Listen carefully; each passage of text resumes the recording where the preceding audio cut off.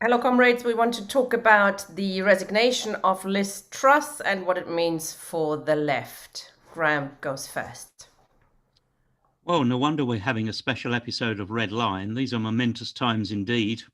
It's been let's be clear, in my opinion anyway, an establishment coup, getting rid of a Tory government, or right wing Tory leadership rather, out of control.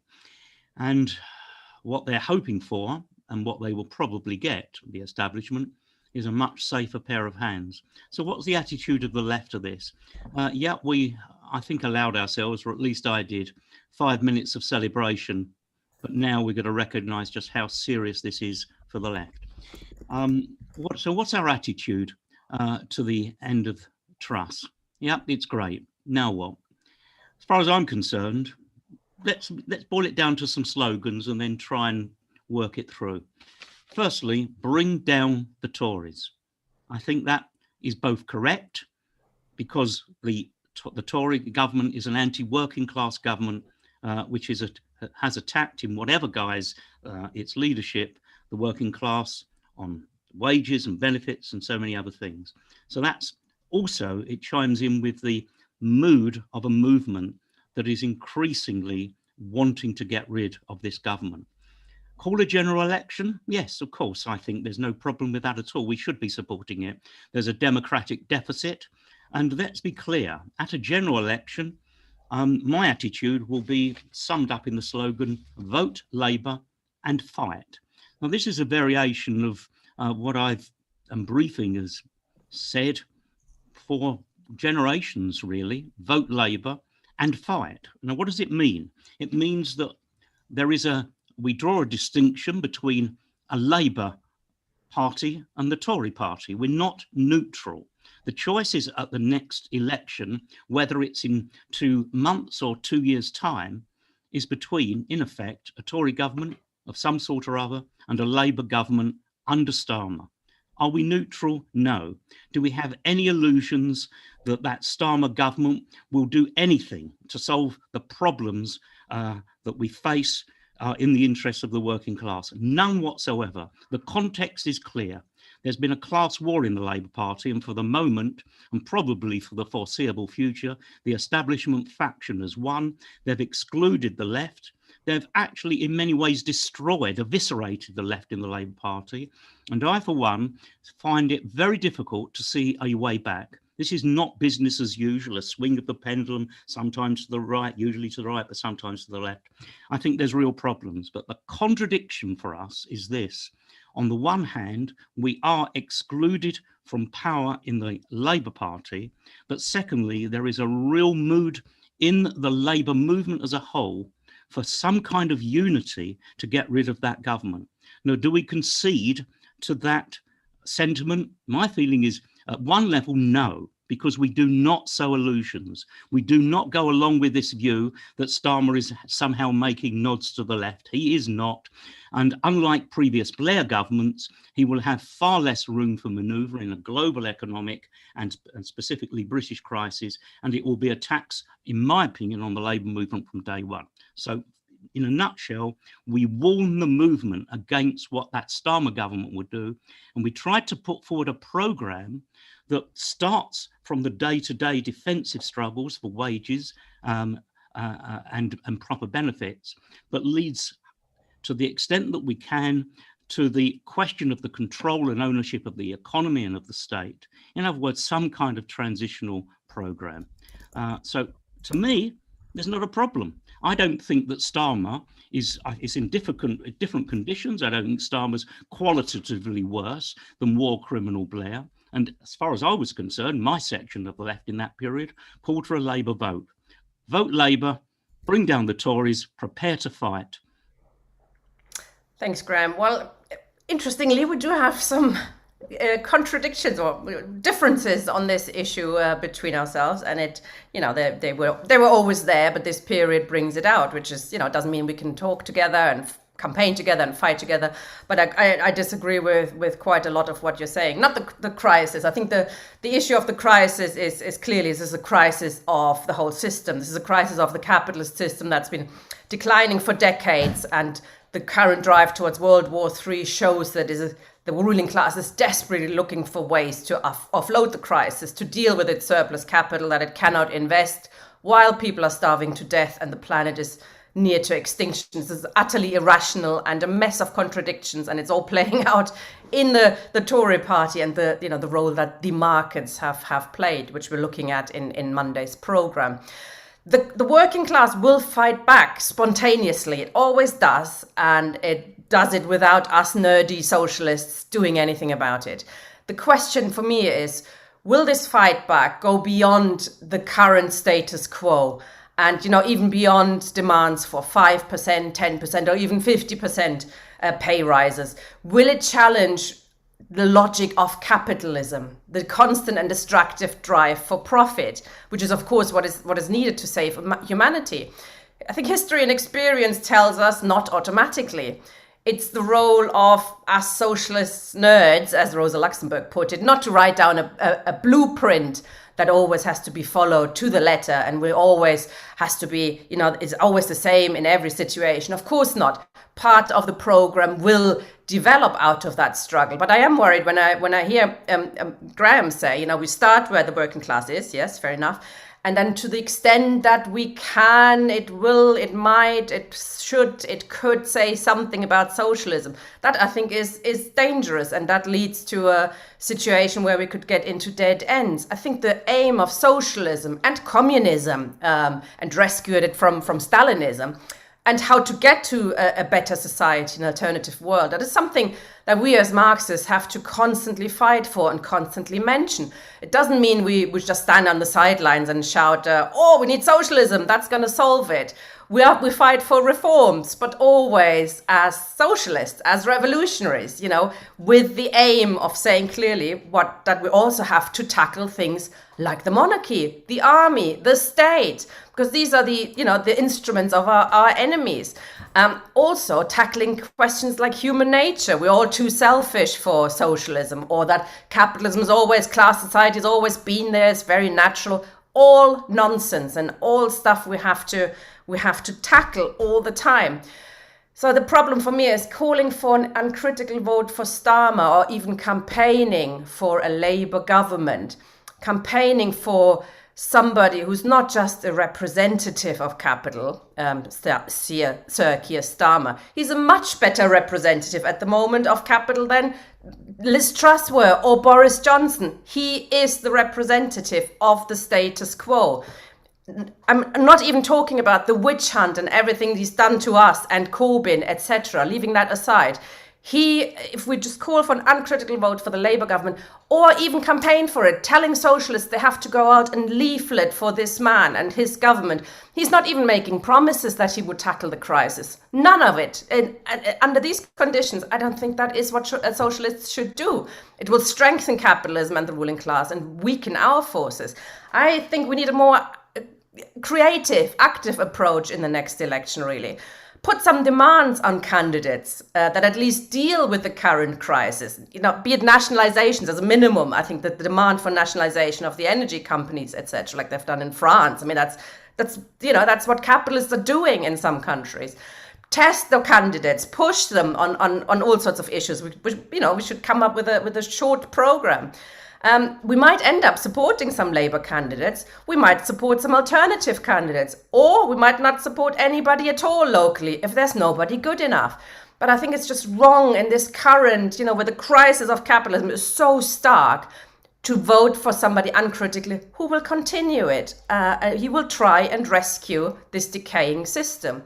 So I think as Marxists, as socialists, as communists, we should provide some radical answers all the time, and start to cohere around a program that spells out what is actually needed, an end to this inhumane system that is destroying us and our planet. Jackie. Oh, okay. Goodness me. I kind of find myself not really quite getting how you and Graham are so much against each other. I mean, I think it feels to me like actually you could be saying one and the same thing, but with different emphasis. So what I'm going to do is just say how I feel about it. And I actually agree with Tina on this.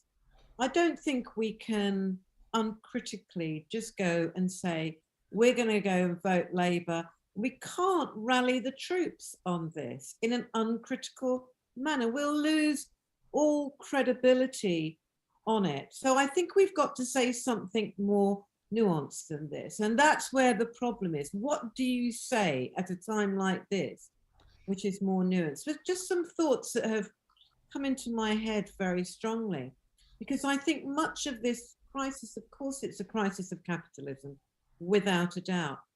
But in a more sort of recent way, this has also come about very much through Brexit. You can see how a lot of this has come out through Brexit.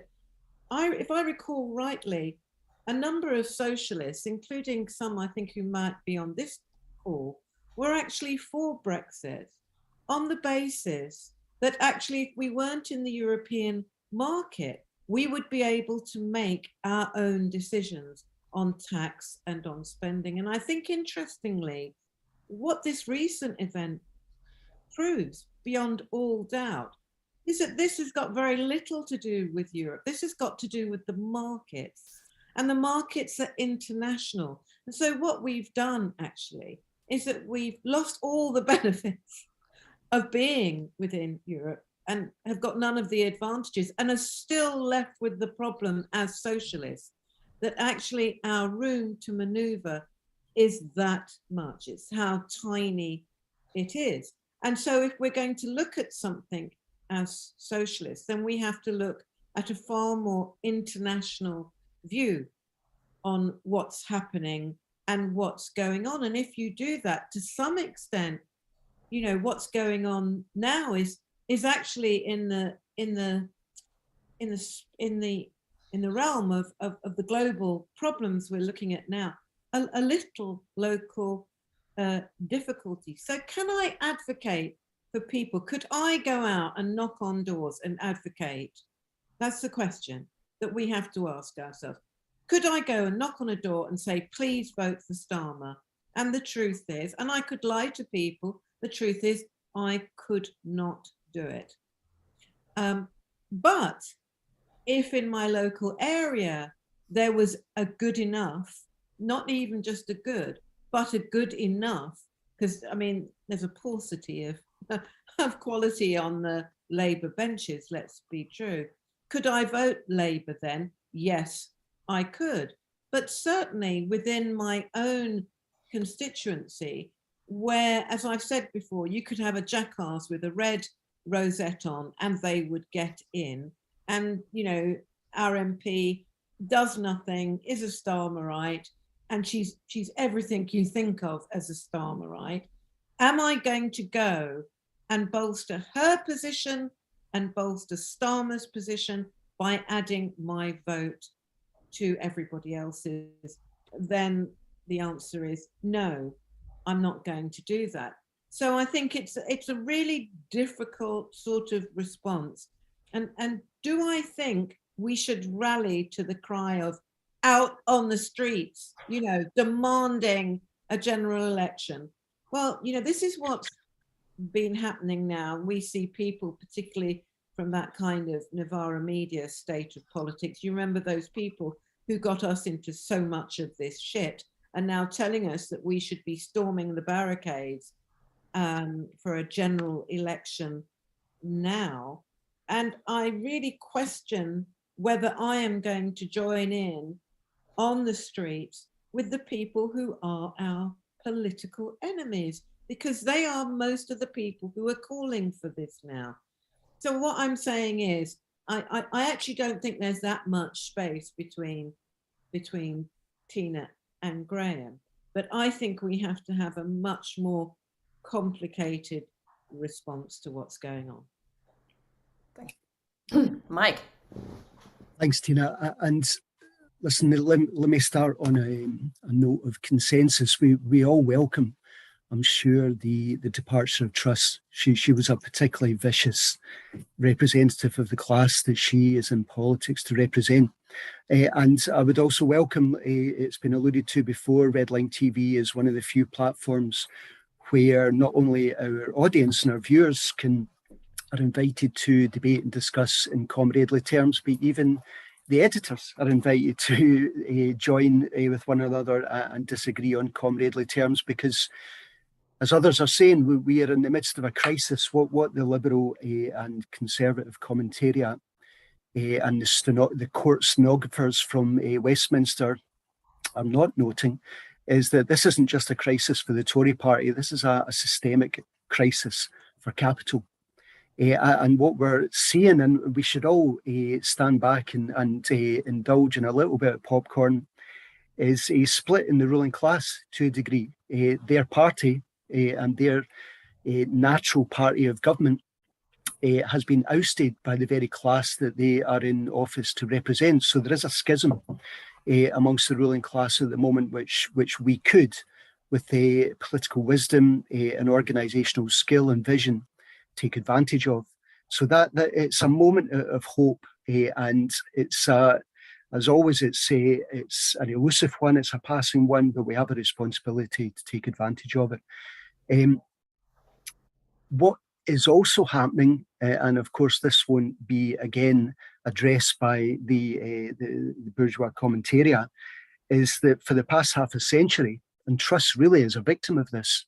It's not a victim that we are going to mourn, but certainly she is a victim of half a century of the markets dispensing with democracy, even the basic democratic norms of liberal democracy. We know this, that over the past half a century, from the early 1970s, perhaps earlier, the ruling class did not like what it was seeing in terms of even the minor concessions of social democracy and the social democratic state.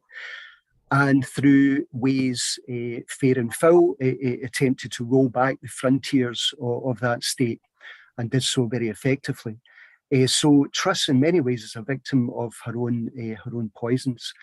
The question, of course, is what do we do now, and how do we take advantage? I tend to agree with Graham that although it's not easy, I was at my CLP last night and I made clear to the campaign coordinator, who was calling for people to knock on doors, that given my circumstances of being subject to an investigation, given the circumstances of comrades who I knew were subject to investigation and expulsion, I would find it very difficult to go out and knock on doors for a party that held me in such low contempt or such low esteem.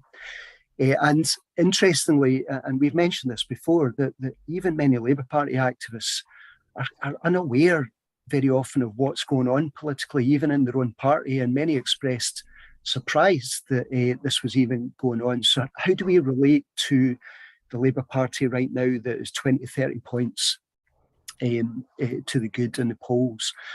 I often think a microcosm of class struggle is everyone's workplace. And if I went to, as a union rep in my workplace, if I went to my colleagues and I said, look, we're not going to bother contesting 0 hours contracts. Just take one example.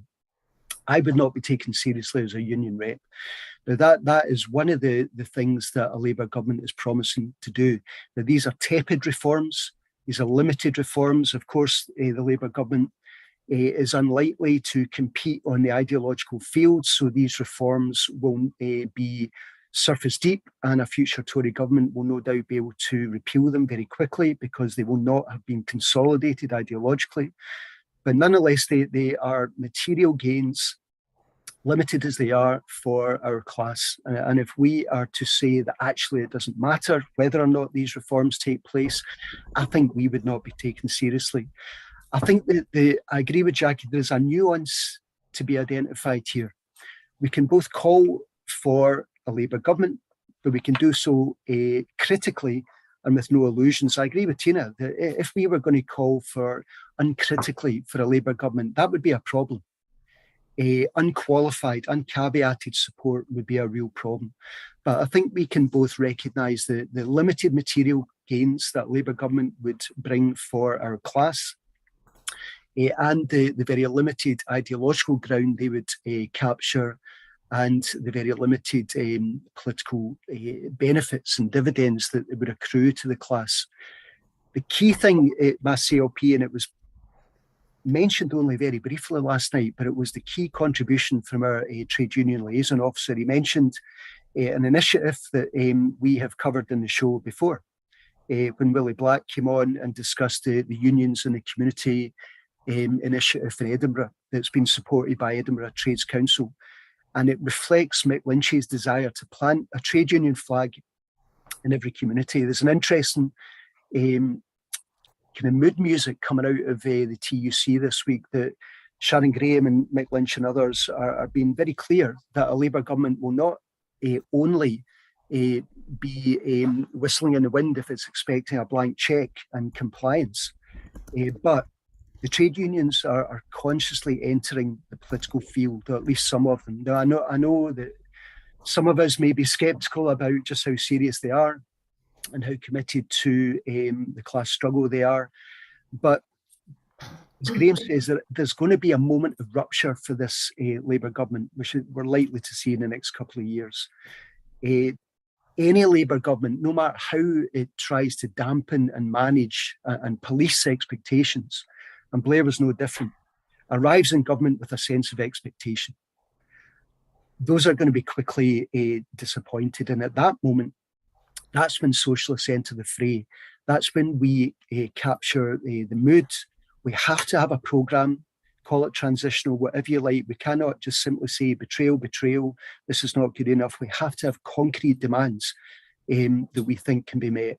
And if we can keep building confidence, keep building organisational capacity, we can be prepared for that moment. But in the meantime and in the short term, I think there is no option, as difficult as it is, but to call for a Labour government and to encourage others to vote for a Labour government with no illusions and by no means uncritically. Graham. Yeah, I do think, Tina, you're doing a Graham, actually, in exaggerating differences. You've also slightly distorted. But let me start off with a concession, or rather an agreement that you were right and one of my formulations wasn't that good. And I take it back, which is this. I said that we're going to start with a programme that starts with where we are and leads, I said, to the extent we can, to the control and ownership of the economy, to the question, in fact, of power. Now, I take back to the extent we can. What I was trying to express there was that it's very difficult to do that, to work out ways to do it, but we have to do it. So I accept your amendment on that. What I don't accept is your total distortion, which seemed to be repeated by Jackie. So let me make it clear. There's nothing I said at all, play it back, that says uncritical support for Starmer. Exactly the contrary. Exactly the contrary. It will be an anti-working class government from day one. Doesn't mean that's the same as the Tories, by the way. And it's useful for Mike to point out some tepid reforms that a Labour government would carry out and a Tory government wouldn't. But nonetheless, it's nothing uncritical there at all. Now, what I'm not interested in, really, is to a bit navel gaze, oh, what am I going to do? I'm in a lucky position. I'm not allowed, I don't think, to canvass for Labour. I wouldn't want to, but I'm not allowed to. I've been expelled after 53. Would you do it, Graham? Oh, would I? Now, can I just say, I don't know, Tina. It's an academic question, and I'm not interested in that question. I'm not interested in what people do in the privacy of their constituency parties. It is actually, do we advocate a vote for a Labour government? Do we say a Labour government is preferable to a Tory government, with every caveat in the world? That is the question. There is one other thing, by the way. We're all assuming with this 35% increase that there is going to be, the next government is going to be Starmer-led. I think that is very likely, but even now it's not certain. I mean, this demand for a general election is all very well, and I support a demand for a general election. It's very, very unlikely to happen because it needs a majority of Tory MPs, or it certainly needs a lot of Tory MPs to vote for a general election. And it ain't going to happen. Turkeys very rarely vote for Christmas, although some in the Labour Party have in the past. It's not going to happen. Now, actually, I think a lot depends on what the Tories do in the next week. If they've got any sense, they would vote for Sunak. And if he lasted out for 2 years, who knows what would happen? It's the economy, stupid. Now, probably the Tory party will not get back.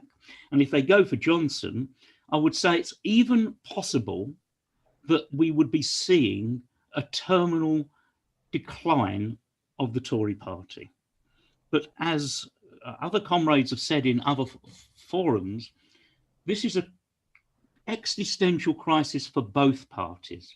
And let's not underestimate the crisis this will be for a Labour government in the likely event that Starmer gets in. I think that this could redefine the relationship between Labour and the trade unions. I'm not saying it will, but I think it could do so. And then when we talk about alternatives, then that will have some substance. And I suppose my worry is that we're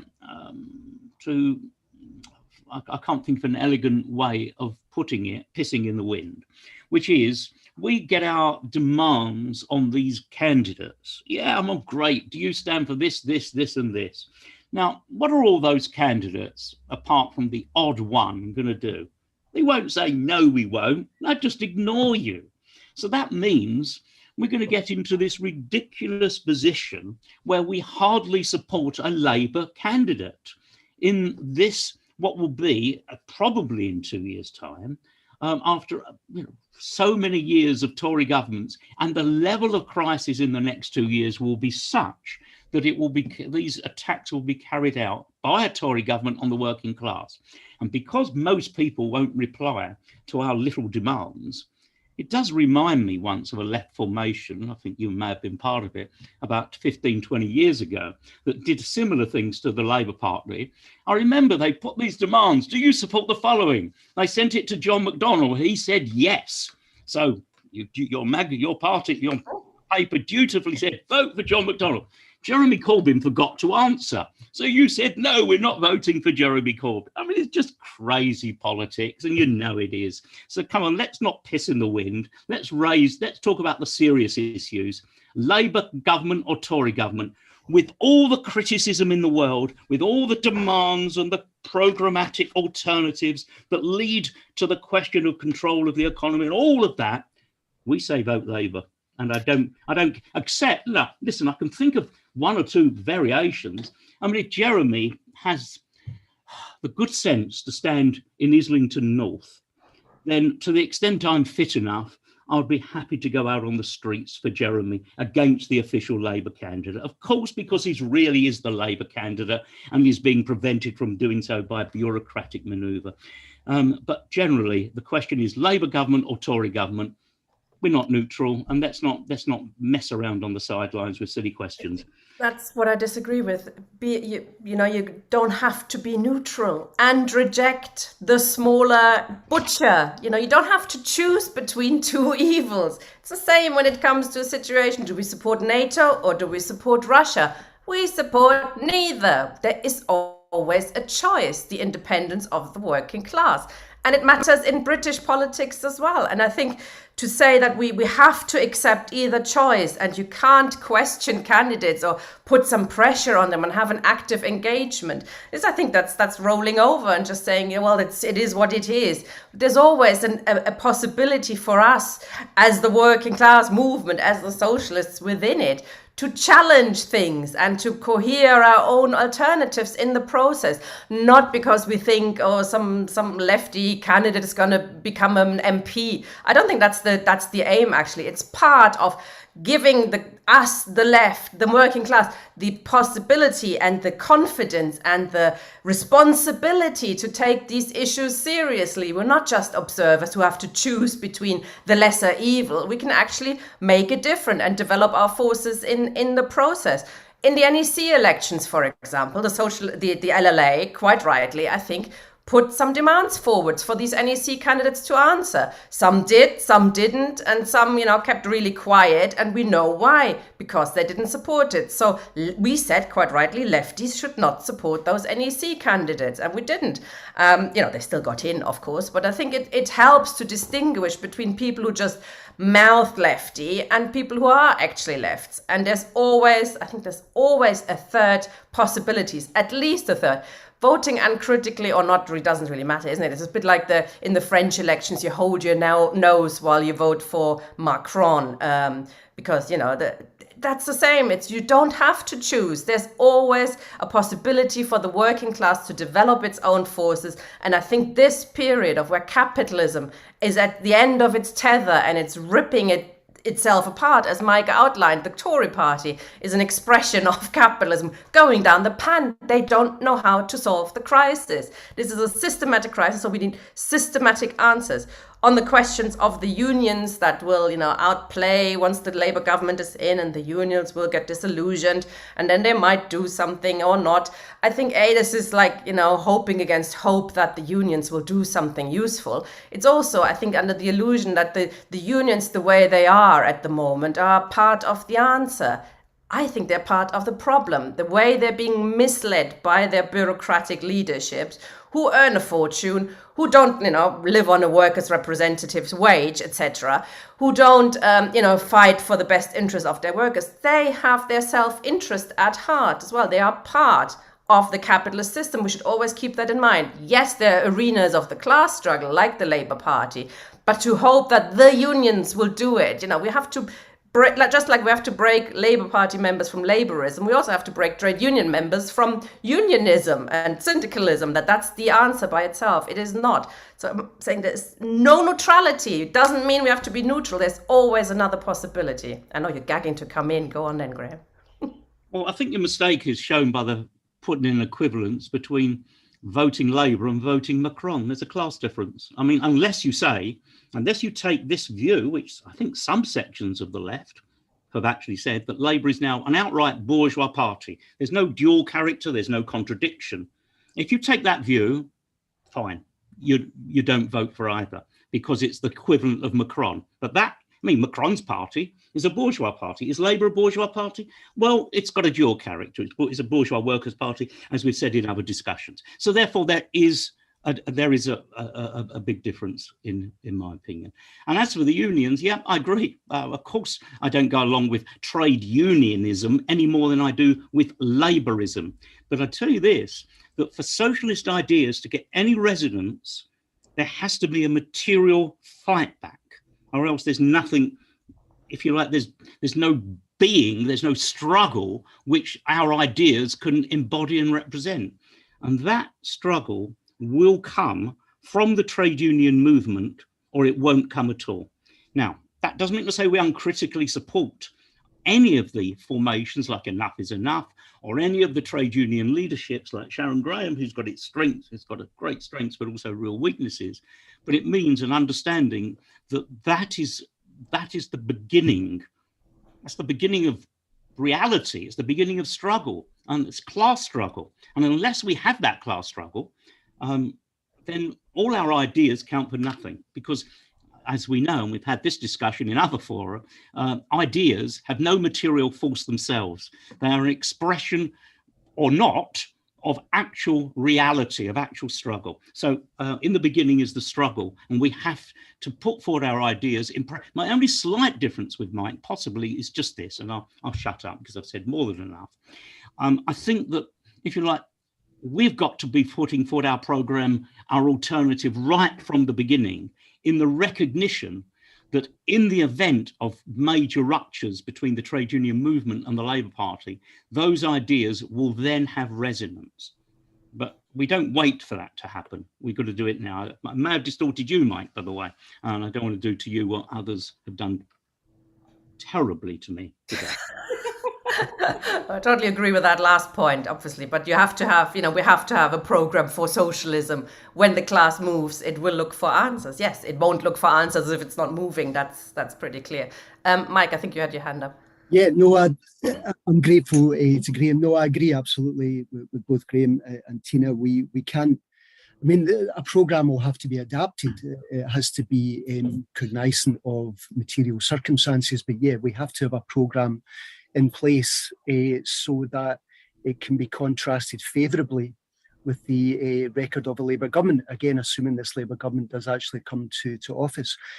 My starting point is always how do we win the hearts and minds of working class people to socialist ideas? How do we gain traction and purchase in their collective imagination? It's often the case, isn't it, that in polls and surveys, people say, yes, inequalities are terrible, poverty is terrible, but when they're asked the follow-up question, is it possible?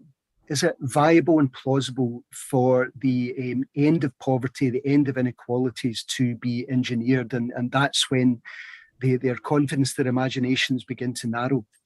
I think it was the Marxist Frederick Jameson, which I don't know a great deal about. I'm sure comrades know a little more, who said that, rather pessimistically, that it's now more possible to imagine the end of the world than it is to imagine the end of capitalism. Well, our job is to broaden the imaginations of people in terms of what is possible. Now, for me, one of the ways to do that, irrespective of how limited these reforms are, is to get an elected Labour government into office and demonstrate that things do change, things can change, no matter how limited, no matter how narrow that change is. So that it seems to me that the juncture in history whereby we enter is where the ruling class is at its weakest and we are at our strongest. Despite the criticisms, of course, you can make out of Mick Lynch and Sharon Graham and the other, Dave Ward, the other more militant union leaders, they are, such as the class struggle is at the moment, they are at the apex of that struggle. They are the sharpest, most militant purveyors of that struggle. They need our support, and they'll need our support even more come the election of a Labour government. But just to go back a moment again, why would we ask for a vote for a Labour government? Partly to demonstrate, as I say, that things do change, and to begin to dispel the fatalism that sometimes afflicts our class. But also because there are concrete and material changes available from a Labour government. Now, that not only relieves a little bit of the iron heel that is on the necks of the working class, and again, without overstating that, but that's a material gain, and it matters to people, matters to communities. But it also demonstrates that things can change. It whets people's appetite, broadens their imagination for what is possible. And I think that when we call for a general election, and just the last thing, from the likes of Starmer and other kind of centrist bodies of opinion, it's purely performative. It's all part of the tribal game of, we want a general election, we want to throw you out, our team wants in now, it's our turn. But I think when people of good spirit, people on the left, call for a general election, they see in a general election a potential moment of disruption, and a catalysing moment where we can present the kind of case, the kind of programme that Tina and Graham are referring to. So I would also want a general election right now, partly just to throw this horrible, horrible bunch out of office, but partly to use it as a platform for the very ideas that we are trying to gain traction for. Jackie, do you want to say? Go on. Yeah, I mean, all of that is very believable, save for one thing, which is something that I have seen growing, particularly in Black communities, which is, rather than having an election opening up the possibility to people that you can have change, is that when you have a Labour government that people pin so much hope on, and they find out that they're deeply anti-Black, anti-Muslim, and anti-working class, that what that does is actually increase the alienation that there already is now. And I don't think you're taking enough account for that, because there is no doubt, if you read anything that Starmer is saying, even now, even at this point of strength, he's never been stronger. And what he's telling us is the privatization of the national health is going to continue, the rise in military spending with the support of the trades unions, and there's a story behind that, is going to continue. If that continues, where are the costs coming? Where's the money coming for that? What we know is austerity will happen again, and this time under the boot of the one I have to be careful how I say this and not to emphasize, but I think for many Black people, what they now perceive as one of the most racist Labour parties they have ever known. And I don't think it's just Black people who see that. And I don't think it's just over the issue of racism. And what this is not taking into account is if we're there and what we're saying is just vote Labour because they're going to be better. And we offer nothing else. We are not saying something complicated.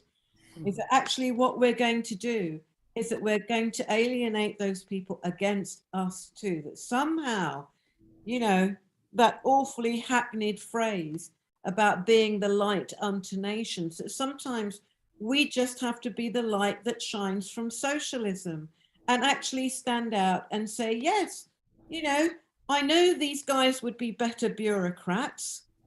I know they may not cheat as much. All of that may be true, but don't expect them to change your lives because they're not going to do that. And that's the truth of it. And that, you know, the majority out there may not know that because they're not political nerds like we are. But the job of the political nerd is to know that and is to say that clearly. Yeah. And so we don't foster illusions one way or another, because yes, people will take it badly. I agree totally. This is the key issue. If we now say, yes, Labour Party will make it better, it won't. It really won't. And that we agree on, I think. Okay, comrades, next Monday, October the 24th, we're going to take a look at the role the markets played, well, those who control the markets. It's not some nebulous thing that nobody controls, in the downfall of Liz Truss, what it says about the divisions in the capitalist class, and crucially, how much worse it would have gotten had Corbyn won, how these market forces would have destroyed him within days, probably wouldn't have lasted 44 days, I don't think, like Truss did. So we want to look at, with Michael Roberts in particular, the Marxist economist, how socialists have to deal with the banks, with the money question, the lending question, when when there is a chance of a Labour government within capitalist society. It's a very crucial position, and he's already made noises that he will look at the Paris Commune, and they actually underestimated the question of the banks, and it bit them in the bum badly and led to their defeat. Part of the reason why they were defeated. So something to look forward to Monday. And we also got Chris Mullin, along the author and former Labour Party MP, who will talk about his book, A Very British Coup, which kind of foresaw some of the things that happened to Corbyn and would happen again to a Labour government. Thanks for joining us. See you on Monday, hopefully. Bye-bye.